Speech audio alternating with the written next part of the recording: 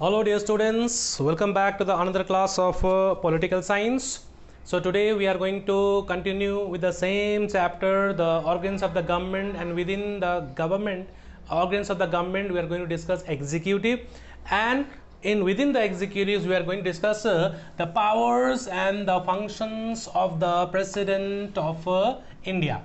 Okay, it's a bit lengthy chapter, but you need to have patience to understand the powers and functions of the president of our country, and after that we'll discuss the powers and functions of the prime minister, and then we'll discuss the powers and functions of the president of America one by one. So you need to have patience, and please watch this video till the end without skipping. Okay.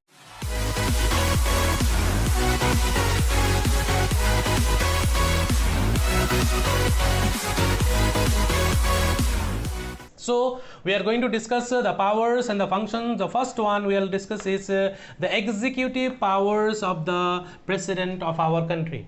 In class 10 you might have studied about the powers and the functions of the president of India. So here we are going to discuss in little bit of detail. The first important power and functions of the president of our India is the executive powers, and within the executive powers those administrative powers we are going to discuss. As you know that president is the executive head of our country, and all the executive orders are issued in the name of the president, or we can say that our country is run in the name of the president by the prime minister and the council of ministers. Okay, it is the president who forms the council of ministers. It is the president who appoints the prime minister of our country. It is the president who forms the council of ministers with the help of the prime minister. Like the prime minister is appointed by the president, other ministers are also appointed by the president on the advice of the prime minister. So if you see here, theoretically it is the president who forms the council of ministers as a whole. Okay, after the election, if there is no party in majority to form the government, at that time it is also his duty or his power to he can utilize to choose a person who can definitely form the government with proving majority in the house. Okay, so those are some of the executive powers of the president of our country. Okay, suppose for example if the government is in minority, then it is the president who will order the government to prove its majority on the floor of the Lok Sabha. If the government fails, then the government has to resign. Okay, now next one is the appointment making functions of the president of our country. You know that all the important dignitaries, all the high dignitaries of the states are appointed by the president of our country, like the Chief Justice of India, judges of Supreme Court, High Court, governors of the states, Lieutenant Governor, then Chief Commissioner, okay, of Union Territories, Attorney General of India, Comptroller and Auditor General, chairman and members of UPSC, okay, chief election commissioner and other election commissioners, okay, member of other statutory commissions, India's ambassadors, okay, high commissioners, consuls, envoys to other countries. All these appointments are made by the president of our country. But one thing, let me clear you, all these appointments though are made by the president, but on the advice of prime minister and the council of ministers, because they are the real executives of our country who decides whom to appoint, whom not to appoint. But in theoretical terms, as you know that our country is run in the name of the president, so everything is done in the name of the president. So these are some of the appointment making powers of the president of our country. Okay, so next one you can see here, what is the role of the president in foreign relations. Foreign policy is one of the most important policy to be made by the government of any country. Okay, as he is the head of the country. Okay, the president accredits India's ambassadors and envoys to foreign countries and receives foreign ambassadors from other countries. We have our embassies in different parts of the world, where our embassies are sent, and those ambassadors are sent by the president of our country, and those foreign ambassadors of other countries, when they come in our country, are received by our president. Okay, or we can say that high commissioners or ambassadors to foreign countries are sent and received by the president of our country. Okay, and then another one is there, president of our country, the supreme commander of the armed forces of our country. President of our country is the supreme commander of the armed forces of our country. The armed forces include Air Force, Navy, as well as Navy. Okay, Army, Air Force, and the Navy. All these three are under the control of the president of our country. So he can declare war and conclude peace. So he has the power to declare war and conclude peace. But let me tell you clearly, my dear, all these powers he can utilize only on the advice of Prime Minister and the Council of Ministers. Okay, and for bravery, the military titles are given to the brave soldiers and all by the president of our country. Okay, so these are some of the important powers which comes under the executive powers of the president of our country. Okay, and one more is there, president looks after the administration of union territories. President also looks after the administration of union territories. Those administrations are completely under the control of the president of our country. Okay, and president also has the power to grant titles and honors.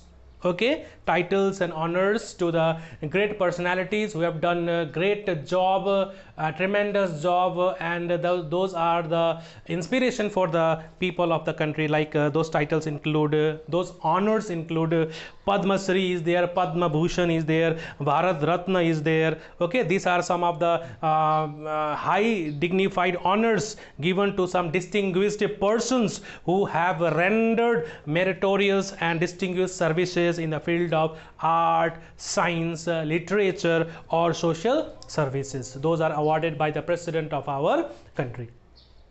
Okay, these are some of the executive powers of the president of our country. Okay, now next we will discuss is legislative power.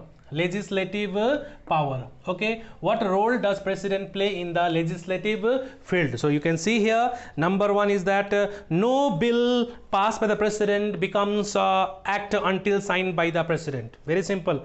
Whichever bills are passed from both the houses, unless it is not signed by the president, it cannot be converted into a act.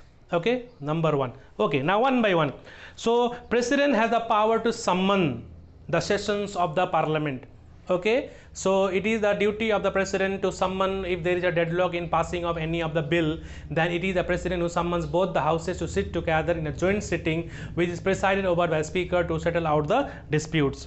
Okay, so president also can dissolve the house before the expiry of the 5 years of term, full term. If the government is not working as per the constitution, certain norms are not followed by the constitution, not followed by the member, then the government can be dissolved before the completion of the 5 years of term. That can be done by the president. Okay, then the president can address either house of the parliament in the beginning of every session.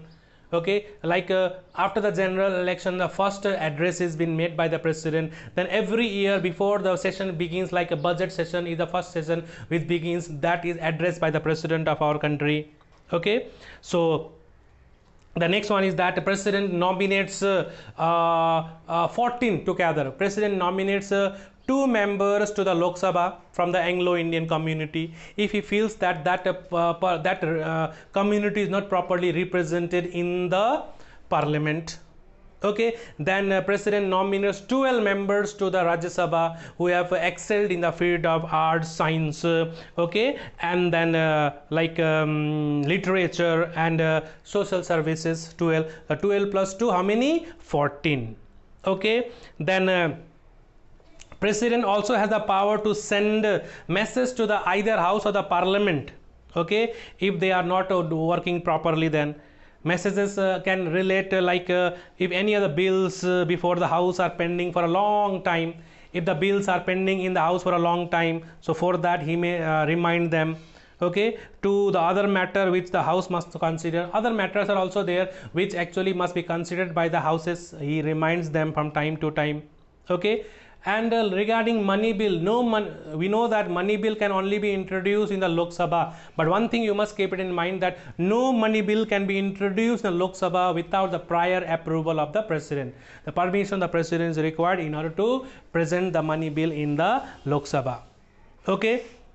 So next one, president also approves or disapproves all such state bills which the governor of the state reserves for his consent. Like you know that in a state legislature, bills are passed in the legislature, and after getting passed it goes to the governor. So governor, he signs, if he signs it becomes a act, but sometimes he keeps that bill reserved to take the consent of the president of our country.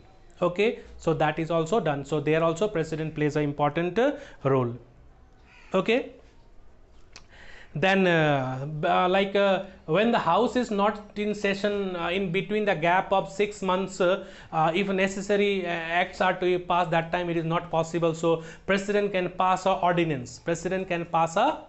So you may ask me, sir, what is mean by ordinance? So ordinance is a temporary law passed by the president when the house is not in session. So in more simple words, ordinance is a law of an authoritative nature passed by the president when the house is not in session. So it ceases to exist after the expiry of 6 months when the house starts. If that ordinance, if required, then it will be converted into an act by following the proper procedure in the parliament. If not, after the 6 weeks it will cease to exist.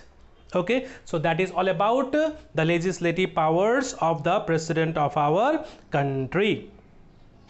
Okay, so these are some of the important powers and functions, like executive and the financial powers we discussed.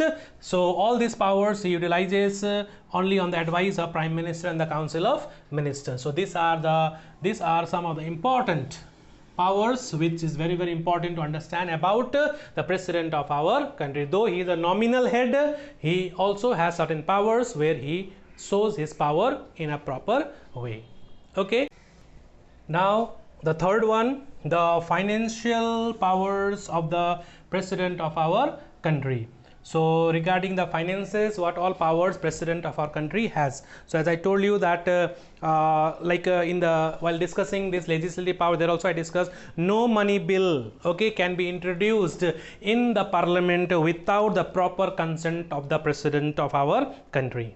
Okay, so that is very, very important. You need to take the permission.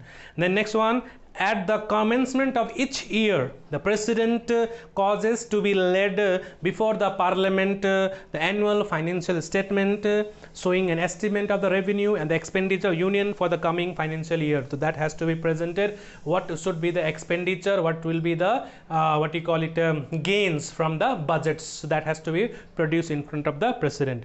The next one, president controls over the contingency fund of India. He has the power to order expenditure out of it for meeting the unforeseen expenditure. So contingency fund means an emergency fund that is kept for emergency. So whenever emergency arises, funds are needed. So that is utilized from the contingency fund of India, which is under the control of the president of our country.